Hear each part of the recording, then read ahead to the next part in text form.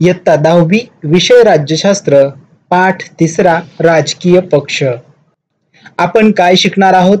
प्रस्तावना, राजकीय पक्षांची काही ठळक वैशिष्ट्ये, यामध्ये सत्ता मिळवणे, विचारसरणीचा आधार, पक्ष कार्यक्रम, सरकार स्थापन करणे, शासन व जनता यामधील दुवा, भारतातील पक्ष पद्धतीचे बदलते स्वरूप, राष्ट्रीय पक्ष यामध्ये भारतीय राष्ट्रीय काँग्रेस, भारतीय कम्युनिस्ट पक्ष, भारतीय जनता पक्ष, भारतीय कम्युनिस्ट पक्ष मार्क्सवादी, बहुजन समाज पक्ष, राष्ट्रवादी काँग्रेस पक्ष, तृणमूल काँग्रेस या पक्षांची माहिती घेणार आहोत.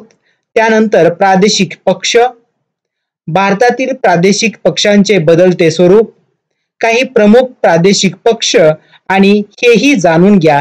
या सर्व घटकांचा अभ्यास आपण आजच्या या पाठामध्ये करणार आहोत. सर्वात अगोदर आपण पाहूया प्रस्तावना. मागील पाठात आपण संविधानाची वाटचाल आणि निवडणूक प्रक्रियेचे स्वरूप समजून घेतले. सामान्य जनता, लोकशाही, प्रतिनिधित्व आणि निवडणुका या सर्वांना जोडणारा सर्वात महत्त्वाचा दुवा राजकीय पक्ष असतो. आपण राजकारणाविषयी जे ऐकतो अथवा वाचतो ते बरेचसे पक्षांशी संबंधित असते. राजकीय पक्षांचे अस्तित्व सर्व लोकशाही व्यवस्थांमध्ये असते. किंबहुना लोकशाहीमुळे राजकीय पक्ष सत्तेसाठी स्पर्धा करतात. प्रस्तुत पाठात आपण भारतातल्या राजकीय पक्ष पद्धतीची ओळख करून घेणार आहोत. समाजातील अन्य संस्था, संघटना व राजकीय पक्ष यांच्यात फरक आहे. राजकीय पक्ष एक प्रकारे सामाजिक संघटनाच असतात, परंतु त्यांची उद्दिष्टे व कार्यपद्धती मात्र वेगळी असते. या पार्श्वभूमीवर आपल्याला असे म्हणता येईल की राजकीय सत्ता प्राप्त करण्यासाठी जेव्हा लोक एकत्र येऊन निवडणूक प्रक्रियेत सहभागी होतात तेव्हा त्या संघटनांना राजकीय पक्ष म्हटले जाते. राजकीय पक्ष म्हणजे निवडणूक लढवून ती जिंकण्यासाठी व त्यानंतर सत्ता मिळवून आपल्या पक्षाचे शासन स्थापन करणाऱ्या लोकांचा गट होय. अशा लोकांच्या गटाला राजकीय पक्ष असं म्हटलं जातं. राजकीय पक्षांची काही ठळक वैशिष्ट्ये आपण अभ्यासूया. राजकीय पक्षांची काही ठळक वैशिष्ट्ये आपल्याला पुढील प्रमाणे सांगता येतील. पहिलं वैशिष्ट्य आहे सत्ता मिळवणे. राजकीय पक्षांचा हेतू केवळ निवडणुकांच्या माध्यमातून सत्ता मिळवणे हाच असतो. त्यामुळे सत्तेसाठी विविध राजकीय पक्ष परस्पराशी सतत स्पर्धा करत असतात. अशी स्पर्धा करण्यात अयोग्य काहीच नाही, परंतु स्पर्धेचे स्वरूप निकोप असावे लागते. राजकीय पक्षाचं दुसरं वैशिष्ट्य आहे विचारसरणीचा आधार. प्रत्येक राजकीय पक्ष काही धोरणाचा, विचारांचा पुरस्कार करणारा असतो. सार्वजनिक प्रश्नाबाबत पक्षांची एक विशिष्ट भूमिका असते. या सर्वांच्या समावेशातून पक्षाची विचारसरणी तयार होते. ही विचारसरणी ज्यांना योग्य वाटते ते लोक त्या पक्षाला पाठिंबा देतात. पक्षाला लोकांचा जो पाठिंबा मिळतो त्याला त्या पक्षाचा जनाधार असे म्हटले जाते. आधुनिक काळात सर्वच राजकीय पक्षांची विचारसरणी सारखीच दिसते. त्यामुळे पक्षामध्ये विचारसरणीवर आधारित फरक करणे अवघड झाले आहे. तिसरं वैशिष्ट्य आहे पक्ष कार्यक्रम. विचारसरणी प्रत्यक्षात आणण्यासाठी राजकीय पक्ष त्यावर आधारित कार्यक्रम निश्चित करतात. सत्ता मिळाली की या कार्यक्रमाची अंमलबजावणी केली जाते. सत्ता नाही मिळाली तरी कार्यक्रमाच्या आधारे लोकांचा पाठिंबा मिळवण्याचा प्रयत्न राजकीय पक्ष करतात. पुढचं वैशिष्ट्य आहे सरकार स्थापन करणे. राजकीय पक्ष सरकार स्थापन करतात आणि देशाचा राज्यकारभार करतात. अर्थात हे कार्य निवडणुकीत बहुमत मिळणाऱ्या पक्षाचे असते. ज्या पक्षांना बहुमत मिळत नाही ते विरोधी पक्ष म्हणून कार्य करतात. शासन व जनता यांच्यामधील दुवा. राजकीय पक्ष शासन आणि जनता यांच्यामधील दुवा म्हणून काम करतात. जनतेच्या मागण्या आणि गरजा शासनापर्यंत पोहोचवण्याचे कार्य राजकीय पक्ष करतात, तर शासन पक्षामार्फत आपल्या धोरण कार्यक्रमांना पाठिंबा मिळवण्याचा प्रयत्न करते. आता आपण पाहूया भारतीय पक्ष पद्धतीचे बदलते स्वरूप. एक स्वातंत्र्योत्तर काळात काँग्रेस हा एक प्रबळ पक्ष होता. काही अपवाद वगळता केंद्र व राज्य पातळीवर या पक्षाला बहुमत होते. भारतातील राजकारणावर या पक्षाची पकड होती, म्हणून या काळातील पक्ष पद्धतीचे वर्णन एक प्रबळ पक्ष पद्धती असे केले जाते. 2. एक प्रबळ पक्ष पद्धतीला 1977 मध्ये आव्हान दिले गेले. हे आव्हान काँग्रेसेतर पक्षांनी एकत्र येऊन दिले. 3. 1998च्या लोकसभा निवडणुकीनंतर राजकारणात एकाच पक्षाचे वर्चस्व असणे ही बाब संपुष्टात आली. त्यानंतरच्या काळात अनेक पक्षांनी एकत्र येऊन आघाडीचे शासन संस्था स्थापन करण्यास सुरुवात केली. आघाडी सरकार स्थापन करण्याचे प्रयोग भारतीय जनता पक्ष व काँग्रेस या दोन्ही पक्षांनी केले. आघाडी शासनाकडून अस्थिरता निर्माण होते हा समज आपल्या देशातील पक्ष पद्धतीचा खोटा ठरला. आघाडीचे शासन ही बाब आता भारताच्या राजकीय व्यवस्थेत स्थिरावली आहे. भारतातले राष्ट्रीय पक्ष यासाठी संदर्भ घेतलेला आहे election commission of India notification number 56/201/PPS-11 दिनांक 13 डिसेंबर 2016. पहिला पक्ष आहे भारतीय राष्ट्रीय काँग्रेस. 1885 साली भारतीय राष्ट्रीय काँग्रेसची स्थापना झाली. स्थापनेच्या वेळी काँग्रेस ही सर्वसमावेशक स्वरूपाची राष्ट्रीय स्वातंत्र्यासाठी प्रयत्न करणारी चळवळ होती. त्यामुळे त्यात विविध विचारसरणीचे गट एकत्र आले होते. स्वातंत्र्योत्तर काळात काँग्रेस एक सर्वात प्रभावी पक्ष म्हणून आकारास आला. धर्मनिरपेक्षता, सर्वांगीण विकास, दुर्बल घटकांसाठी आणि अल्पसंख्याक वर्गासाठी समान हक्क, व्यापक समाज कल्याण हे या पक्षाचे सुरुवातीपासूनचे धोरण आहे. त्यानुसार या पक्षाने अनेक कार्यक्रमही राबवले. लोकशाही, समाजवाद, आंतरराष्ट्रीय शांतता व सामाजिक समता यावर या पक्षाचा विश्वास आहे. दुसरा पक्ष आहे भारतीय कम्युनिस्ट पक्ष. मार्क्सवादी विचारसरणीवर आधारलेल्या या पक्षाची स्थापना 1925 साली झाली.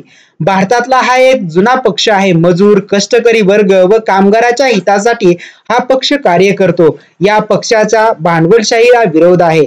1960च्या दशकात चीन व सोव्हिएट युनियन या दोन्ही साम्यवादी देशांपैकी कोणाचे नेतृत्व स्वीकारायचे यावरून या पक्षातील नेत्यांमध्ये वैचारिक मतभिन्नता निर्माण झाली व भारतीय कम्युनिस्ट पक्षात फूट पडली व त्यातून भारतीय कम्युनिस्ट पक्ष मार्क्सवादी हा पक्ष 1964 साली स्थापन झाला.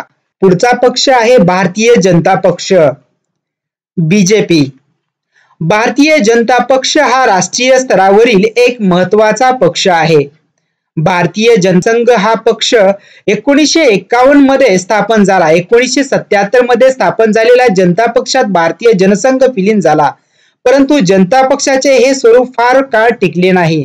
पक्ष फुटला व त्यातील भारतीय जनसंघाचे भारतीय जनता पक्ष या नावाने 1980 मध्ये नवा पक्ष स्थापन केला. प्राचीन भारतीय संस्कृती, परंपरा यांचे जतन केले पाहिजे अशी या पक्षाची भूमिका आहे. आर्थिक सुधारणावर या पक्षाचा भर आहे. पुढचा पक्ष आहे भारतीय कम्युनिस्ट पक्ष, मार्क्सवादी.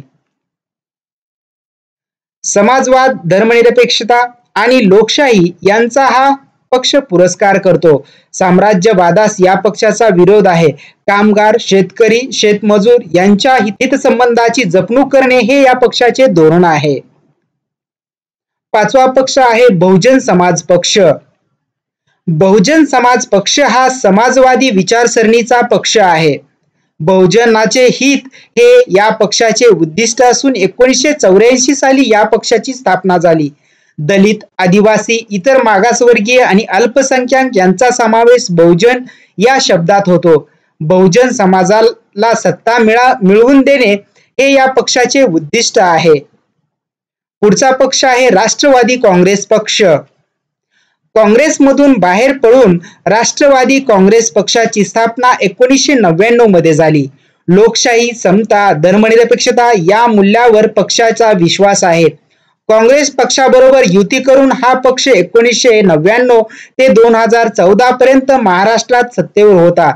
तसेच केंद्रामध्येही 2004 ते 2014 इतक्या प्रदीर्घ काळात हा पक्ष काँग्रेसच्या नेतृत्वाखालील आघाडीचा एक घटक पक्ष होता.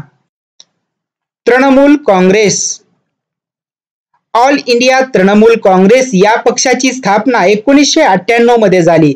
2016 मध्ये निवडणूक आयोगाने या पक्षाला राष्ट्रीय पक्ष म्हणून मान्यता दिली. लोकशाही, धर्मनिरपेक्षता आणि दुर्बल घटकांचे संरक्षण हे या पक्षाचे धोरण आहे.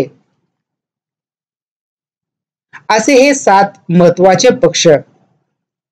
वर्तमानपत्रात तुम्ही अशा प्रकारच्या बातम्या वाचल्या असतील. यातून अर्थातच आपल्याला भारतीय संघराज्यातील विविध राज्यांमध्ये असणाऱ्या पक्षाबाबत माहिती समजते. हे पक्ष केवळ राज्यापुरते मर्यादित का आहेत? राज्यातील काही नेते राष्ट्रीय पातळीवर दिसतात तर काही राज्यापुरते प्रभावी असतात. असे का? तुम्हाला पडलेल्या या प्रश्नाच्या आधारे आपण भारतातल्या काही प्रादेशिक पक्षांची थोडक्यात ओळख करून घेणार आहोत.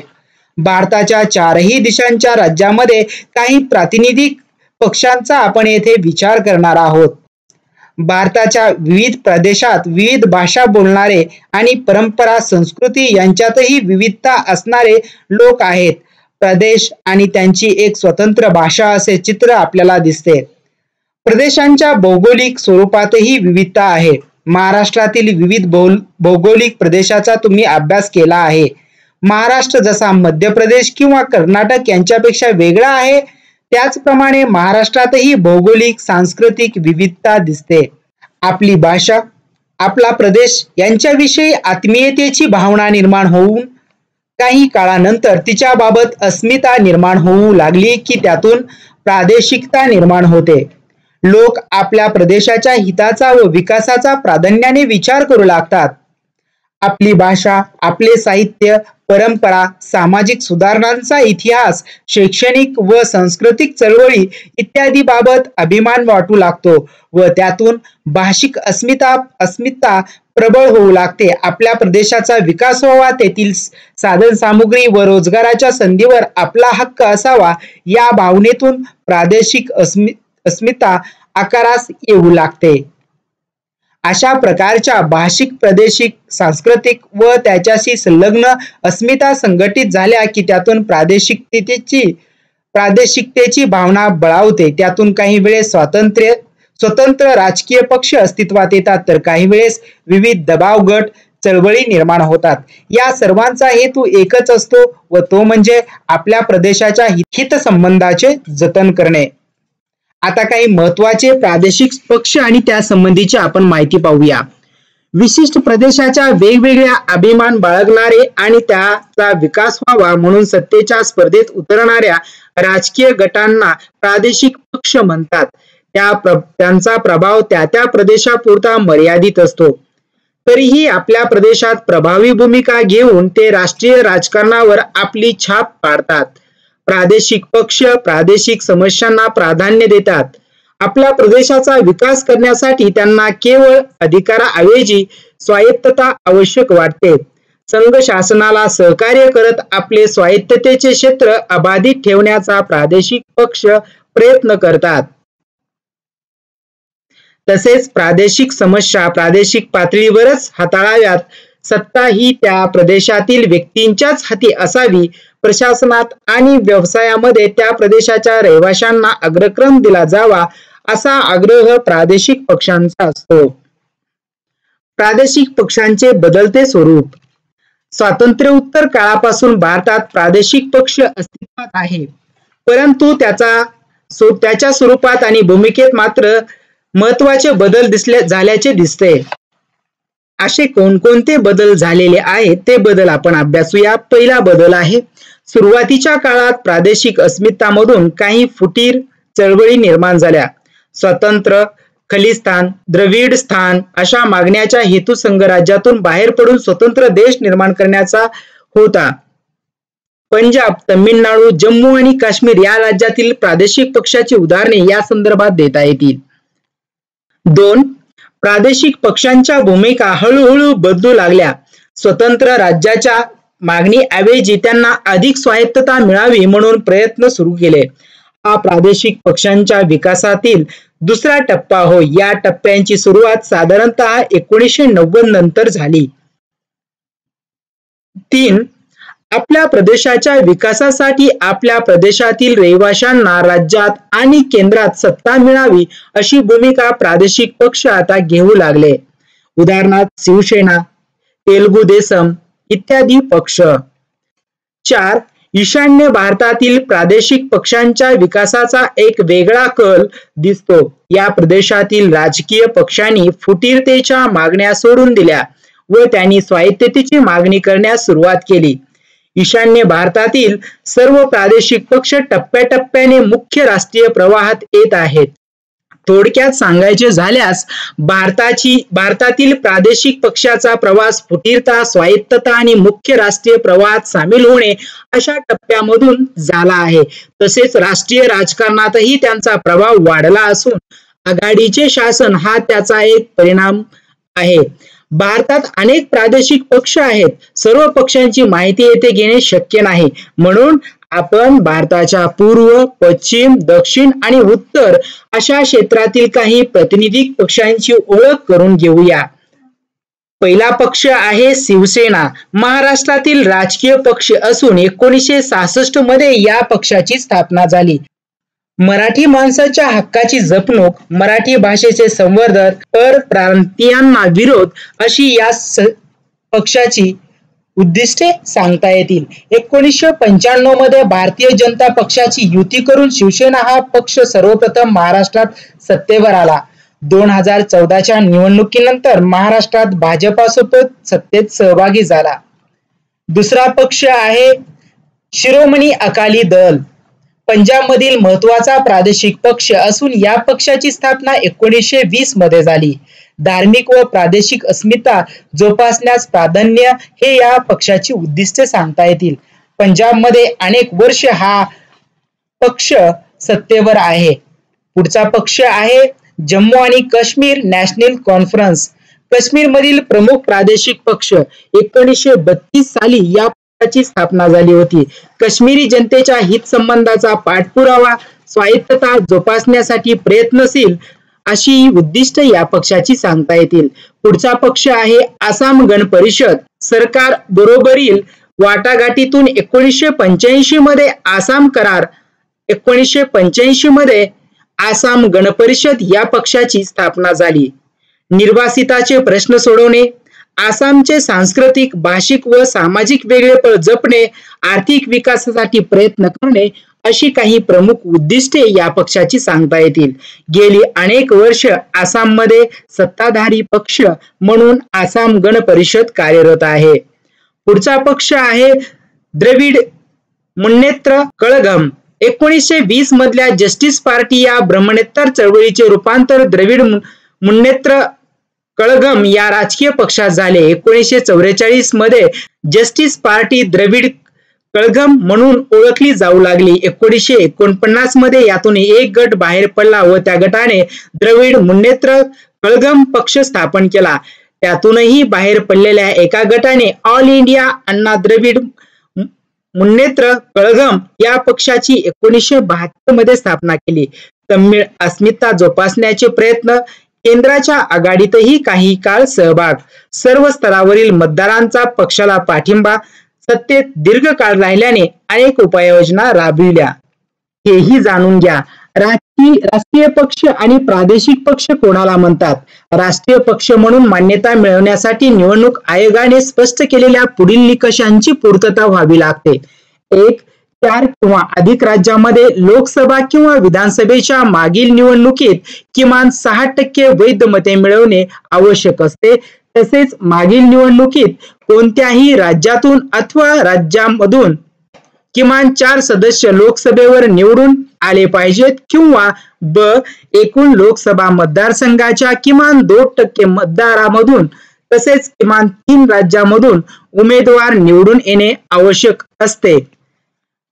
प्रादेशिक किंवा राजकीय पातळीवरील पक्ष म्हणून मान्यता मिळवण्यासाठी निवडणूक आयोगाने पुढील निकष स्पष्ट केले आहेत. 1.